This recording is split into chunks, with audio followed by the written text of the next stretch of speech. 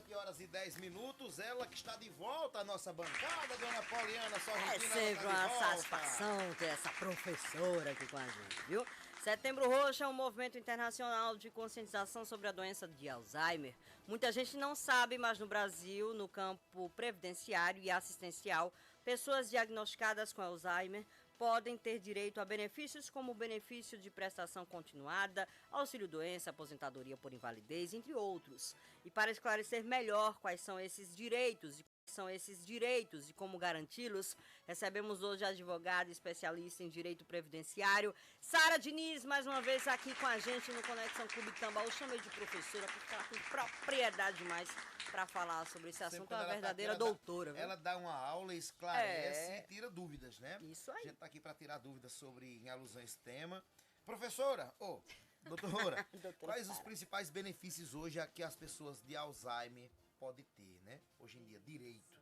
Bom dia a todos. Muito obrigada por essa acolhida. É muito bom vir aqui sempre. Vamos lá, Alzheimer realmente dá direito, né? Alguns benefícios previdenciários, aqueles para as pessoas que contribuem, como auxílio-doença, Paulo já falou aí, aposentadoria por invalidez. Temos o acréscimo de 25% para as pessoas que estão aposentadas por invalidez e precisam, né, de uma assistência constante de terceiros para atividades simples do dia a dia, como tomar banho, se vestir, comer.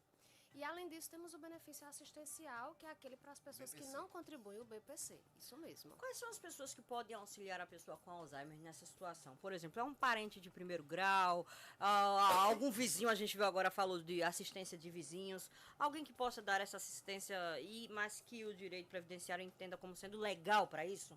Temos duas situações aí, Poli. O legal, a gente foca mais quando se trata de curatela, porque é muito importante também esclarecer que essas pessoas com Alzheimer, pela própria característica da doença, perdem muitas vezes, né, suas capacidades civis do dia a dia. Então, essas pessoas precisam ser interditadas. Então, para interdição, aí é legal. Quem é esse parentesco legal? O pai, a mãe, o filho, o esposo? Não tem. Tem que ser bem próximo. Bem próximo. E a gente vai se afastando desses parentes próximos. Não é casado, não tem filhos, não tem pais, aí vão para os tios, sobrinhos e por aí vai.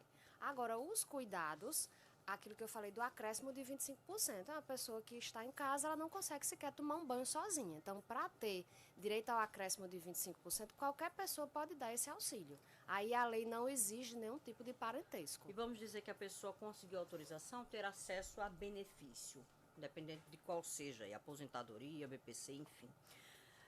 Essas pessoas também podem fazer a retirada ou administrar esse benefício para a pessoa com Alzheimer? Afinal de contas, ela tem as limitações provocadas pela doença. Exatamente. Não só podem, como devem, né? As pessoas que estão representadas legalmente, então elas realmente vão ter que ter uma pessoa ali que possa sacar o seu benefício, resolver qualquer situação perante bancos, tirar empréstimos, comprar imóveis, tudo tem que ser feito em prol da pessoa com Alzheimer, né? Então, ela pode sim ter acesso a tudo isso, deve, na verdade, administrar não só a vida diária, mas os bens, enfim. Pegando um gancho nessa resposta, o curador, ele precisa prestar contas dessa movimentação, dessa aquisição de bens, enfim, de todo, né, acesso a esse recurso. E a quem se presta essa conta, porque, né, ficar muito solto, a gente acabou de falar de uma aposentada que levou um golpe de uma camareira. 200 mil reais. Tudo bem que foi uma assinatura, foi forjado, né, um documento e tal, mas... tem gente pra tudo, né? Pode acontecer, né?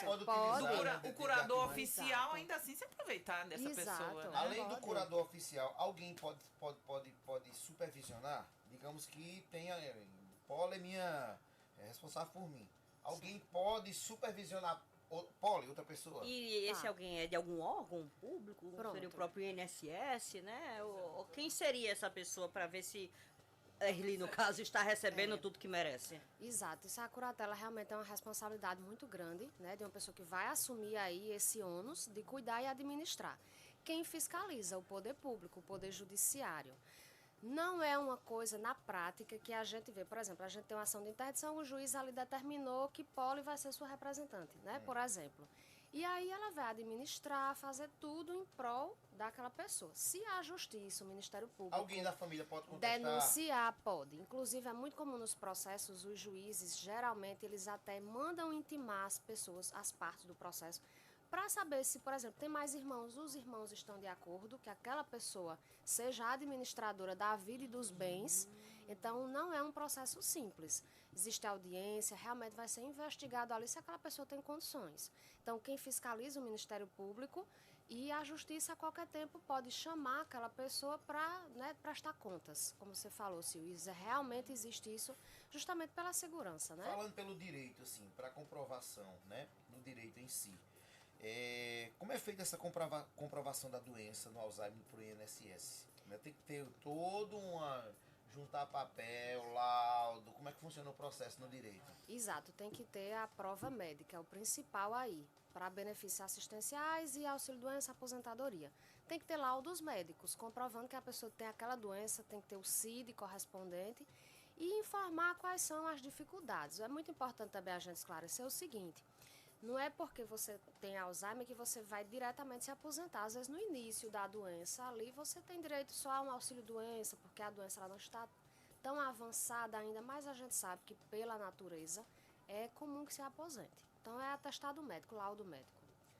Como é feita, né, a comparação dessa doença de Alzheimer com outras doenças, por exemplo? Existe algum critério? Ela é mais urgente do que outras, né? Porque cada pessoa tem sua necessidade, né? Se você está recorrendo àquilo ali é porque você precisa, né? Exato. Em termos de doença, a gente não tem necessariamente prioridades. O que é importante é uma pessoa idosa, que geralmente, né, quem tem Alzheimer são os mais idosos, então essas pessoas, naturalmente, pela idade, elas vão ter prioridade.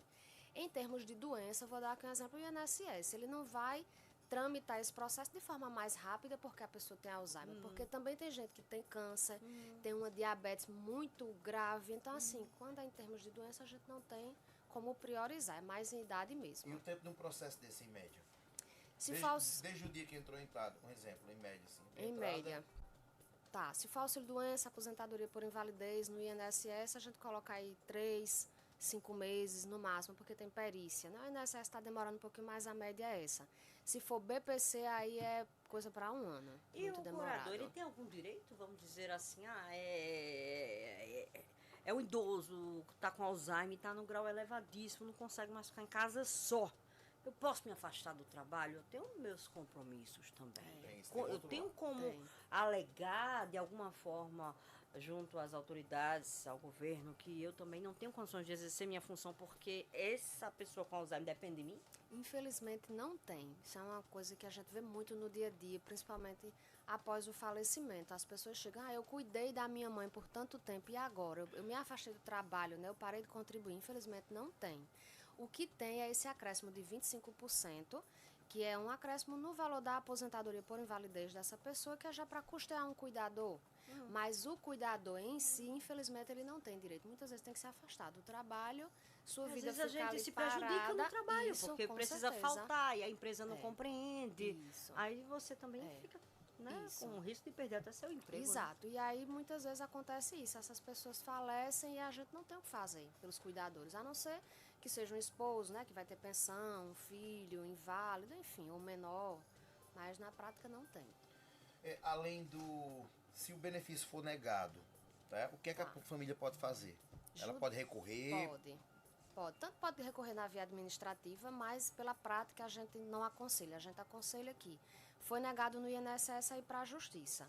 Porque a Justiça, justamente, ela tem uma forma assim, mais ampla de analisar, né, todo aquele contexto ali que a pessoa vive e conceder o benefício. Tema que... E além do BPC, né? Quais são os outros benefícios que podem ser, né, solicitados nesse processo? Tá, tem o BPC, a aposentadoria por invalidez, auxílio-doença e o acréscimo de 25%. A gente também tem que entender que pessoas com Alzheimer, elas também, naturalmente, são enquadradas como pessoas com deficiência e podem ter outros direitos, atendimentos prioritários, vaga de estacionamento. Tem o questionamento, eu tenho direito à isenção de imposto de renda. A lei do imposto de renda não lista essa doença específica. Não? Não, ela lista o Parkinson, mas o Alzheimer não, por exemplo.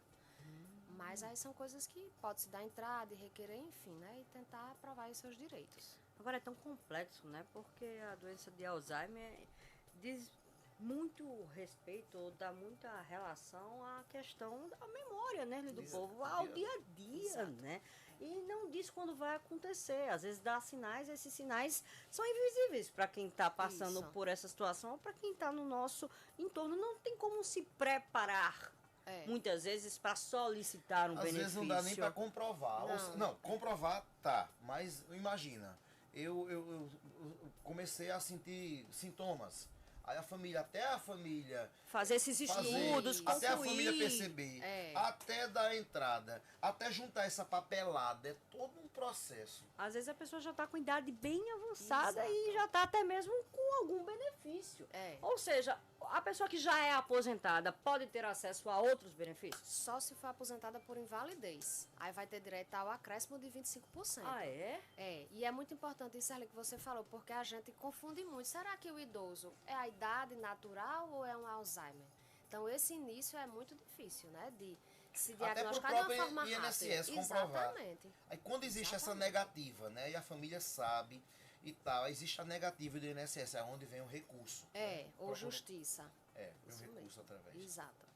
Porque vai ter que provar que aquela doença no estágio em que ela está dá direito aí a algum benefício. Porque não basta ter a doença para a INSS. Tem que provar os impactos. Tem né? os 20% que a senhora falou para um cuidador.